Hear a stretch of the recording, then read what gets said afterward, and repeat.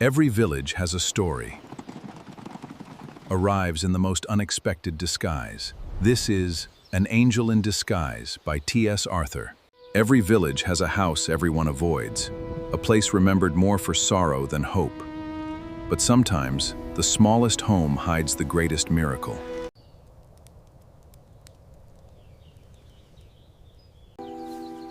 Neighbors went hastily to the old tumble-down hut, some with grave clothes, and some with food for the half-starving children. She died right in front of her frightened children. The same village that once shunned her now felt pity. The children's mother was gone. Only 3 innocent lives remained, waiting to discover what the world would do with them. John, what's happening? We must stay together. I'm scared. What about the children? John and Kate can be taken in. But what about little Maggie? The villagers gathered outside, unsure who would take the youngest child. When the cart went off with her mother, they hurried away, leaving the child alone in the old hut. Bid your sister goodbye. A few neighbors gathered, but soon they began to leave. The strongest child found work. The healthy child found a home. But no one chose the little girl who could no longer walk. Please, don't leave me alone. It's a cruel thing to leave her so. Then take her to the poorhouse. She'll have to go there. Joe Thompson paused. For a moment he stood puzzled, then he turned back into the house.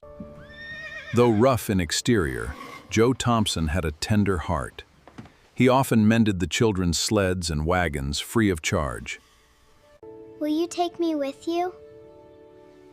Yes, little one, you're coming home with me. He carried her home with a father's gentle care. It's gonna be okay, little one. You're safe now. Thank you, sir. As they walked through the golden fields, a new chapter of hope quietly began. Joe's wife, Jane, was childless. She was not of saintly temper, and Joe had quiet doubts about the welcome he would receive. His wife was shocked by the arrival. Joe, who have you brought home? You brought the poor little girl? Jane, she has nowhere else to go. Why didn't you let her go to the poorhouse? But Joe stood firm. She can't walk there. My arms are strong enough. Jane was surprised. Look at her kindly, Jane. Speak to her kindly. Think of her mother and the loneliness ahead. The softness of his heart gave unusual eloquence to his lips. Mrs. Thompson quietly went into the little chamber.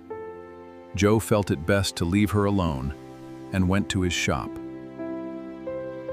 A light shining through the little chamber windows was a good omen. He paused to look in. From her face, he could read the kindness of their conversation. He saw that her eyes were fixed upon his wife. Her expression was sad and tender, but there was no bitterness or pain. How soon will supper be ready? Right soon. Joe did not go immediately to the little chamber. There was no asperity in Jane's voice.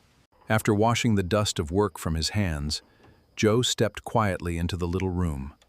Large, bright eyes looked up at him with quiet gratitude. Joe sat down beside her. "Your name is Maggie?" For the first time, he truly saw her face, full of a sweet, pure innocence that nothing could take away. "Have you been resting long? Yes, sir. Has the doctor been to see you?" He used to come, but not lately. Her voice was soft and full of quiet patience. Supper is ready. There was an effort at indifference in her voice. She can wait until we are done to eat.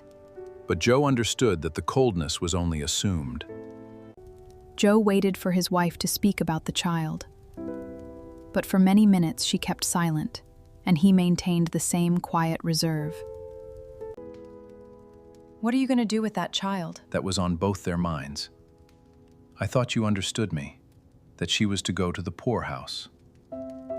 Mrs. Thompson looked rather strangely at her husband for some moments. At the close of the meal, Mrs. Thompson prepared a simple tray of toast softened with milk and butter and a cup of tea.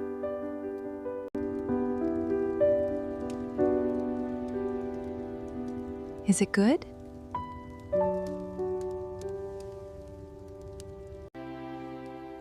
Her heart slowly softened.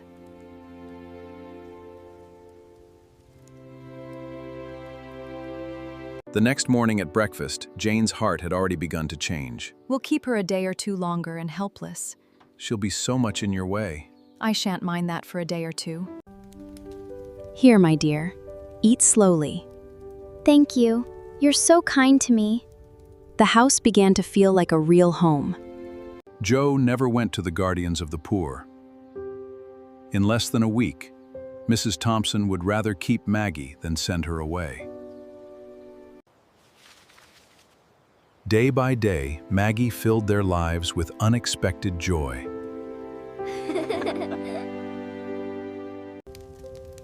What light and blessing did that child bring to the home? It had been dark and cold for a long time. The sweetness of that child was as honey to her soul, and she carried her in her heart as a precious burden. An angel had come into his house and filled all its dreary chambers with the sunshine of love.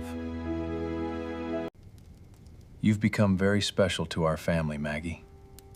I love being here with you both. Love grew deeper every single day. You're staying with us forever. You're home now. What began as one night became a lifetime of love. A little girl had become the angel who brought sunshine into their lives.